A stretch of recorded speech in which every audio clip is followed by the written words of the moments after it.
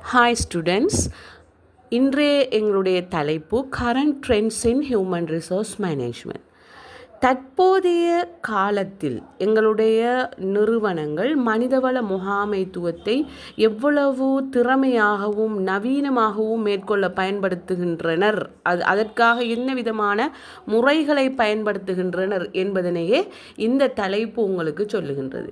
எனவே நாங்கள் மனிதவள முகாமைத்துவத்தின் தற்போதைய முக்கியமான போக்குகள் கரண்ட்டாக இருக்கிற அந்த ட்ரெண்ட்ஸை நாங்கள் பார்க்குற நேரம் நாங்கள் முதலாவதாக நாங்கள் பார்க்கலாம் டிஜிட்டல் ஹியூமன் ஹியூமன் ரிசோர்ஸுக்காக வேண்டி சாஃப்ட்வேர்களை, அடுத்தது ஆன்லைன் வெப்சைட்டுகளை நாங்கள் பயன்படுத்துறது, அதை பயன்படுத்தி ஊழியர்களுடைய டேட்டாஸ் தகவல்களை நாங்கள் என்ன செய்கிறது, அட்மினிஸ்ட்ரேட் பண்ணுறது.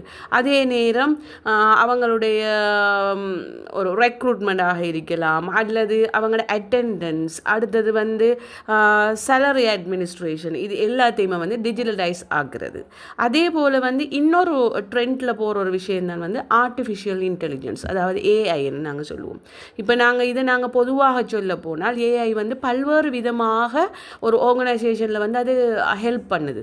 இப்போ நாங்கள் ஃபார் எக்ஸாம்பிள் நாங்கள் சொல்லலாம் என்னென்னா, ஒரு அட்வர்டைஸ்மெண்ட் ஒன்று நாங்கள் கொடுக்க போகிறோம், எங்களுக்கு இருக்கிற ஒரு வேக்கண்ட் ரிலேட்டடான்னு சொல்ல போகக்குள்ள 10 விதமான தொழில்களுக்கு 10 விதமான அட்வர்டைஸ்மெண்ட் எங்களுக்கு தேவைப்படுகின்ற நேரம் அதுக்காக வேண்டி நிறைய பேர் உழைக்க வேண்டியிருக்கும். குறைந்தபட்சம் ஒரு 2 நாளாலும் செலவழிக்க வேண்டிய ஒரு தேவை ஒன்று ஏற்படும். ஆனால் இந்த ஏஐயை யூஸ் பண்ணி நாங்கள் என்ன செய்யலாம், வித்தின் அ மினிட்டோ வித்தின் 10 minutes நாங்கள் என்ன செய்யலாம், அந்த 10 விதமான அந்த அட்வர்டைஸ்மெண்ட்டை எங்களால் எடுத்துக்கொள்ளக்கூடியதாக இருக்கும். ஸோ அப்போ இது ஏஐயால் எங்களுக்கு காணப்படுகின்ற ஒரு மிக முக்கியமான ஒரு நன்மையாக காணப்படும். அதே போல் எங்களுக்கு நாங்கள் ஒரு அட்வர்டைஸ்மெண்ட் ஒன்று கொடுத்து அதன் மூலமாக வருகின்ற அந்த விண்ணப்பங்களை நாங்கள் என்ன செய்யலாம், ஸ்க்ரீனிங் செய்யலாம். அதே போன்று